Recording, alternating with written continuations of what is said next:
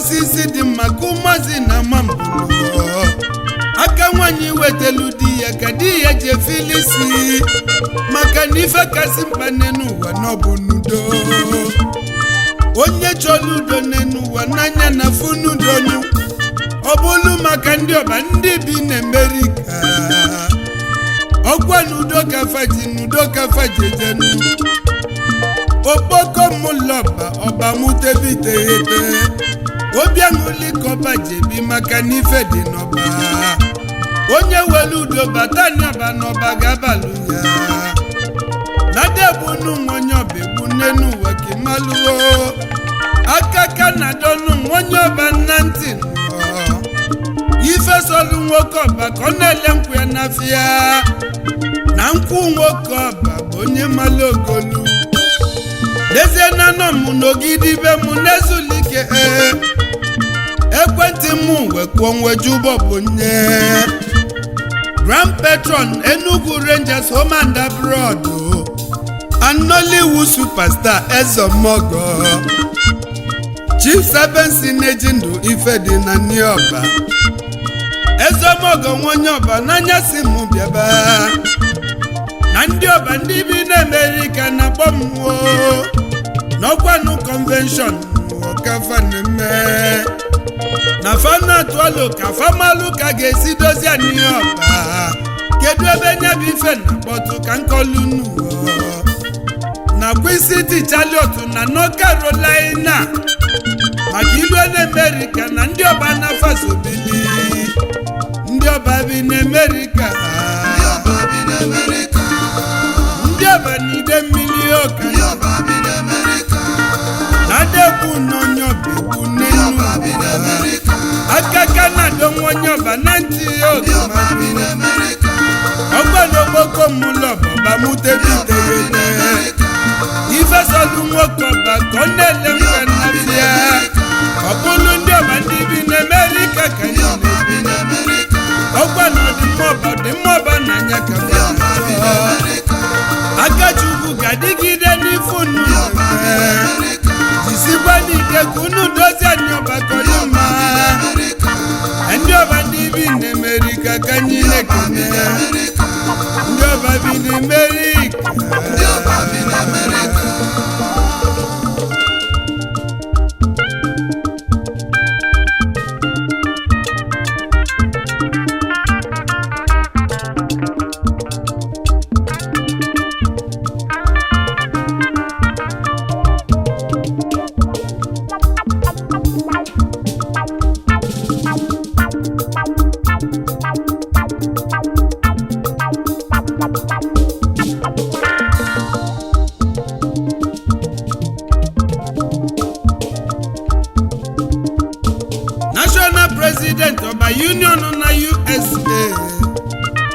Prọfesọ Ụzọ Okwuagwaligbo Igbanugo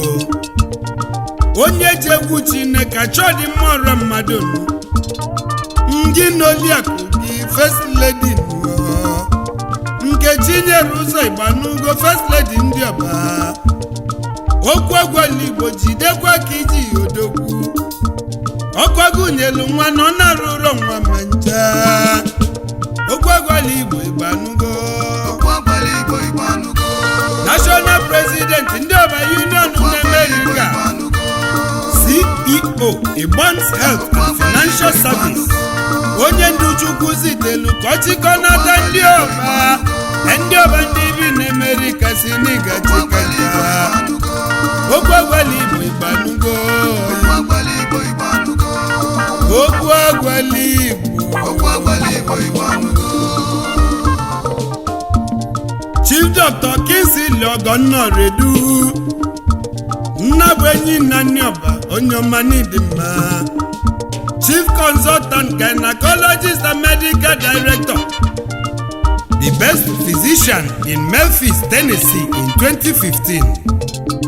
former President Ọba Union na USA Enelumulologi Dr. Mrs. Ichomoredu Osodieme Medical Director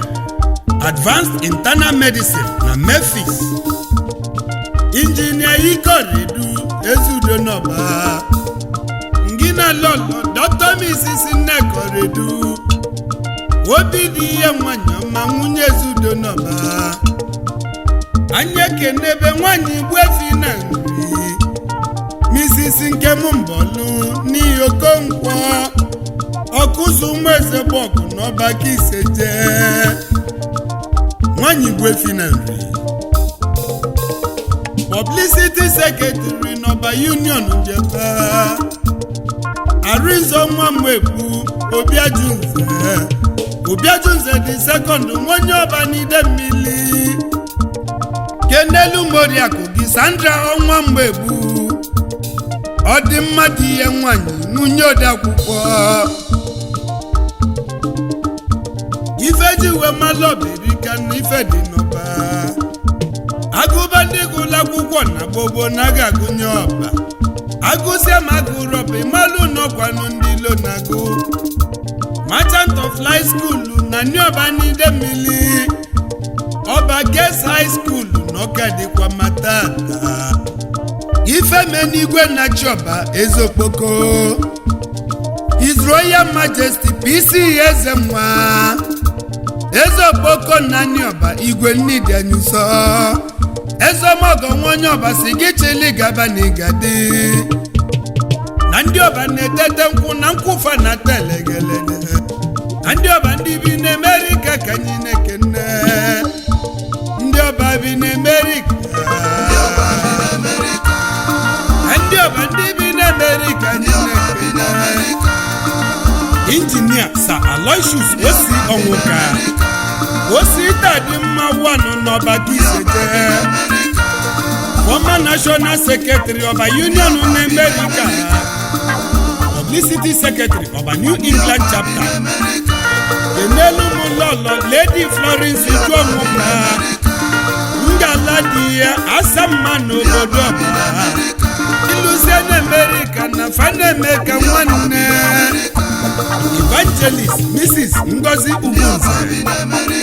Yinezi Nwagi Barrister Dubem Ugunze Igiligi na Nioba n'Isowelili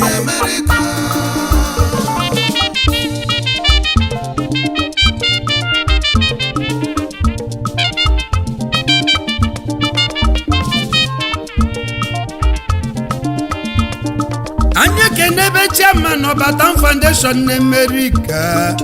Chief Sir Benson Ejindo Ife dị na Nioba n'Idemmili Ezeomogo ndị ọba onye ọma bili Ezeomogo nwonye ọba Kenelu Moriakụ gị Dr. Mrs. Yuyu Ejindo Mmasị na chi ọdịbeze nwanyị ọma Enne mụlọ mụmụ nwunye Ezeomogo Ezeomogo Chisabe Ejindo onye ọma bili Elibagwagwu ndị ọba n'Igedi Financial Secretary ọba Union na USA Ifedi na nyoba onye ọma n'Igadi onye Chukwu gọziri na mmadụ pụrụ ifisi ya onye ọba n'ide mmiri onye nze na-ekene n'oso na ndị si na ndị ọba ndị bi n'Amerika gadi n'udo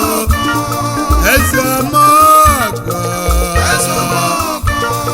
Oju na-eme ọgọ onye ọba dike Oji moto mogo n'Amerika onye ọma bili Ifedi na nyoba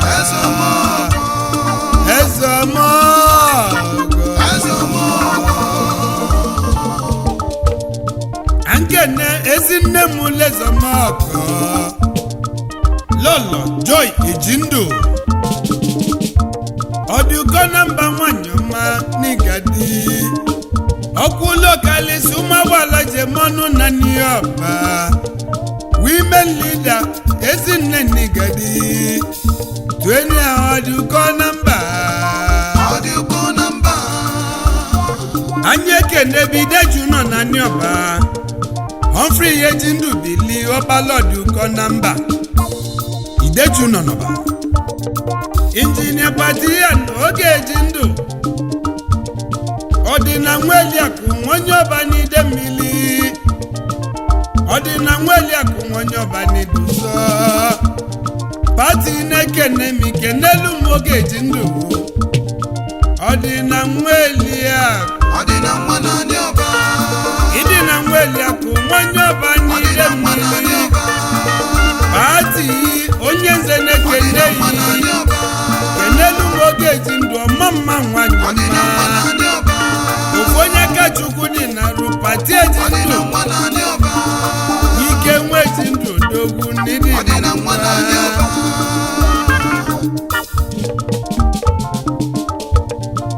Chief Uchenna Edwin Anya Ogbuefi Eze bụ na chi nke izizi na Nioba Akataka onye ọba kenelu m lọlọ gị Lọlọ Juliet na Anya Nnibuso obi dị ya nwanyị ọma mma nwunye Akataka onye ọba eze bụ na chi na Nioba Ezemogo onye ọba nọsi m kene yi Akataka ndị ọba ndị bi n'Amerika ka anyị ndị aka Chukwu gadili ka anyị ndị ọba ndị bi n'Amerika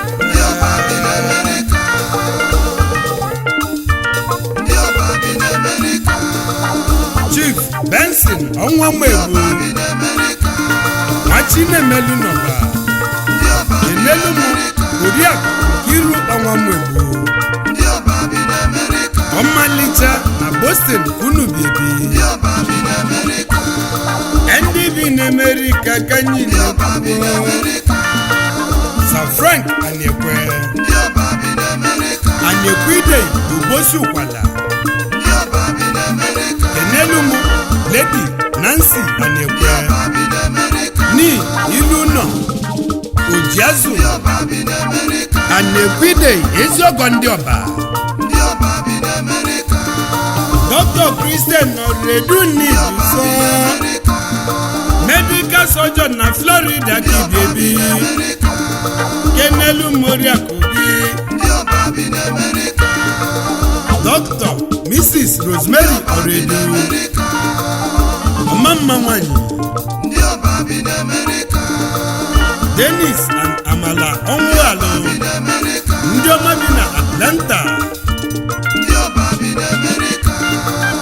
ọba ndị bi n'Amerika ka anyị na-ekele Amaka Nwabịa Adadiola mma Nnibuso Omudo nwanyị ọma bili n'ịdị mma ndị ọba ndị bi n'Amerika ka anyị na-ekele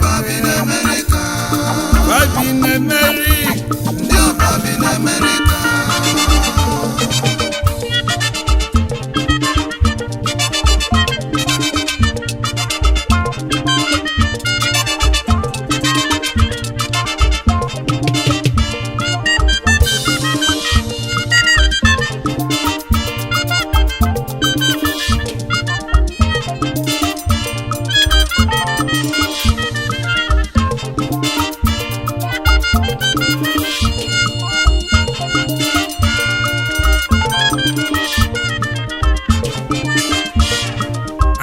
n'ebe ndị ọgọ ndị be ji ndụ barista Kesi Okolocha ezigbo dị n'ụlọ Irene Okolocha n'iduso Irene nwanyị ọma bili n'ịdị m mma Ifeanyi Iwuchukwu onyoma n'iduso Onowu in America Onowu n'igadili m ezigbo dị n'ụlọ Caroline Iwuchukwu Caro nwanyị ọma n'iduso mama nwanyị Chukwudi Ọnụchukwu Chocho Nigadi Chocho Dogwu Chocho Kenelu Mulolu Uzamaka Ọnụchukwu Uzamaka Ninduso nwunye Chocho Barrister Vincent Anyanti Ani Nefu Odogwu nwanyọba n'ide mmiri Kenelu Mulolo gị Lady G Anyanti aka na gworia dili nwanyị ọma Mrs. Teresa Ibachum ezinne mụlụ nwunye Ezomọgọ Sunshine Umagbala Dr. Mike Umadi Nigadi the Godfather Ezu na Nri Yina Lolo Gwams Umadi Afioma Ada Sunshine Ezomọgọ nọsi mụbụle kene n'ụba kanje kene Dr. Mike Ibeto Nwachinemelu n'ọba Chairman Chief Executive Officer Mike Ambrose onyoma ndị nduso Her Royal Highness Ugeze Million Zurike Ambassador nwanyị ọma n'ichile echichi President Udoka Women of North Carolina Ugeze elu na Odumaya n'Abia State Emilion Zurike n'Ezomọgọ si mụ keneyi Mrs. Joy Iwuchukwu Ngina Deze Asegwu na New Jersey kunubi ndị ọba ndị bi n'Amerika ka anyị na-ekwu ndị ọba bi n'Amerika Emily Yebu Adadioloma Nwachinemelu nwanyị ọma na Dallas, Texas And so, ladies and gentlemen, we want to specially thank all the guests that came from Nigeria for Oba Convention. Chairman Christian Chukwu onyoma bili former captain Udogwu onye bọọlụ bili former coach of national team Green Eagles African #1 goalkeeper Jekenele tallest man Imokala Nwonyoni Chado Nigerian Olympic soccer coach in Brazil Samson Siasia Enedumu David Ngodiga Ebelo Karo Bili nwanyọma Bilio Nollywood superstar Ebelo Karo Ebele Okaro Onyuke Yulu Nwedochie Alusi Ndejabog the second nwonye ebe ọ na-agbanyanwụ na mgbụlagịrị ka na n'iyi Ezomọgọ nwonye obodogwu nyasị mụ keleyi ọkwanụ convention ka ndị ọba mme Onyenze nwa m obi n'ogidi na-eso ndị ọba bi n'Amerika ọnwụ n'imelalu ọnwụ mesiri bụlụ Chief Godfrey Ejindọ n'Abamụwa omena nwayọ n'ụmụkọba n'ọba ebite naanị enna m Ezomọgọ na Abachukwu ga na Lumbulu ọnwụ mesiri bụlụ kwọ Bridget Ifeoma Ejindọ Adọdụkọ na mba n'ala na nwanne Ezomọgọ ọnwụ bụlụ Chike Ejiofọ enyi na ndị ọba nọ n'ala na enyi n'Amerika enyi ihe bi n'ọbiko n'ọdụ ma ndị be ji ndụ na-echeta enyi na ndị ọba ọ sị mụ kene ndị Enugu men Enugu Men's Club ndị bi n'Amerika Ifemena onye megwu abọ Chukwu Emeka anyị ekene ebe ndị asa na Charlotte asa na United States of America bibi ezomogo na ndị ọba na fasimu kenebu na ndị ọba ndị bi n'Amerika ka anyị na-ekene anyị ekene ebe ndị Enugu Rangers home and abroad ọkwa n'ife dị n'ọba bụ petrol ndị Enugu Rangers Chinsabesi na-eji ndụ nwanye ọba ezomogo kenelu mụ lọlọ gị n'ọdụzọ Dr. Lady Yuyu Ejinubibi mmasị na Chiodibeze nwanyị mma nwunye Zomogo Elibe agwagwu na Nyoba Odogwu ife dị na Nyoba oji moto mogo ife dị na Nyoba oji une mogo ndị ọba bi n'Amerika